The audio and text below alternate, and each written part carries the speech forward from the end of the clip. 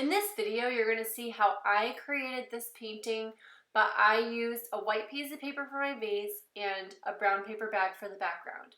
You can also do it on just a plain white piece of paper and skip the cutting part for your picture. So here I have my brown paper bag. I made sure that I cut the side that didn't have a seam. It's a little wrinkled, but that's okay. And I trimmed all the edges off, so it's nice and flat. Alright, so if you're not cutting and pasting your vase onto your paper, this is sort of where we're going to pick up. So you're going to want to draw your vase in the bottom half of your paper, maybe a little bit up from the bottom, and make sure you leave plenty of room for your flowers. Okay, and the next step we're going to do is we're going to envision where the flowers are going to go. So almost imagine kind of like a circle shape on the top of the vase.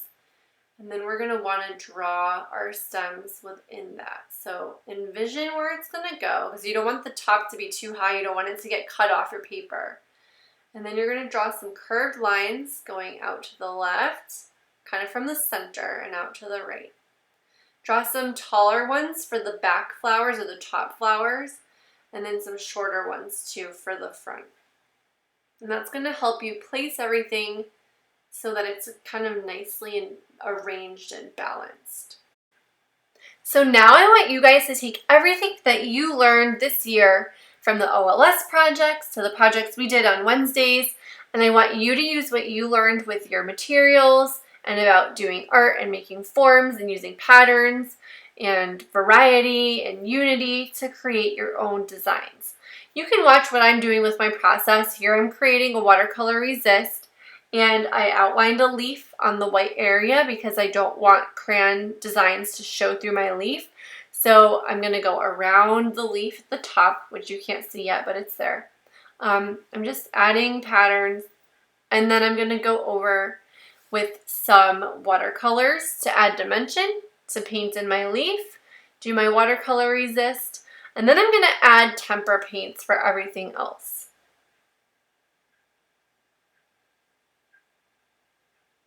So more crayon for the patterns in the leaf, and then now I'm going to go over it with the green. Just dabbing on the paper and letting it dry as it lands. So I'm only doing that here on the white part of the paper. If you have an all white paper, you can do that exactly like I did it. If you're doing it with the cut and paste onto a background paper, you may want to do tempera paint on the background paper like I'm doing here. So I did watercolor over the white paper and tempera paint over the brown or colored paper. So I used white to kind of make a base coat and plan where I wanted my major things to go, my bigger flowers.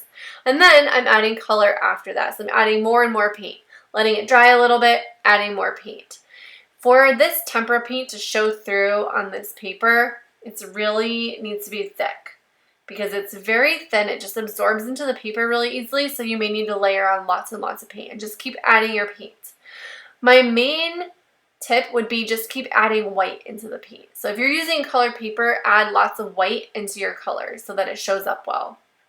And just build it out, kind of space things out, add details, add little things in between your flowers, add your stems, and just try to keep it nice and balanced. But really, just have fun with it.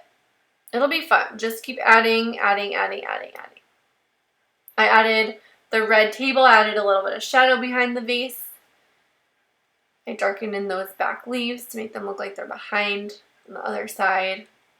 So I'm adding in more green, just filling in the gaps. And I'm just dabbing the paint on with my brush. It's nothing too complicated. You guys will have so much fun doing this. It's going to be so amazing when you see how easy it is to do. And that's my finished picture. Blobs of paint, crayon pattern, a little shadow in the background of the vase, and that's it. So have fun, make something beautiful that you love. I can't wait to see them when you're done. Good luck!